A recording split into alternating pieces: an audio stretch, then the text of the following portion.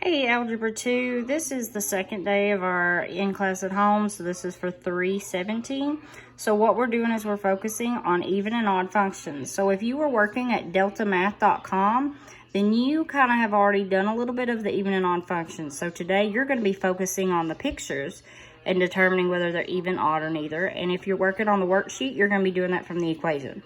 So as we talked about yesterday, if it has the biggest exponent, which is our degree, is even, so it can be divided by 2, then this is an even function.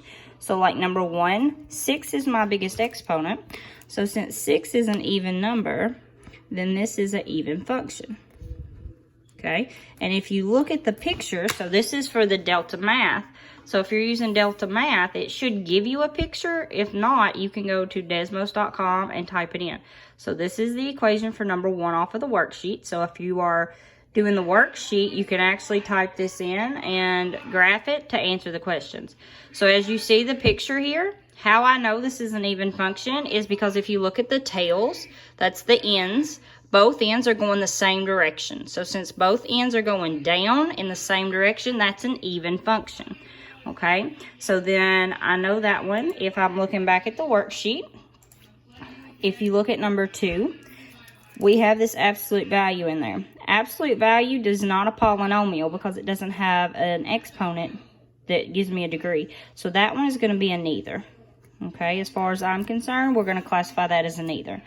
Okay, so let's look on down here to number 9. So number 9, my largest exponent is a 7. So 7 cannot be easily divided by 2, which means this is going to be an odd function because 7 is odd.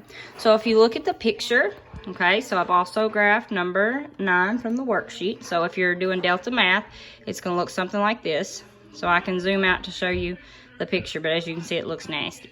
But if you're looking at it, you can clearly see that this tail is going up and this tail is going down.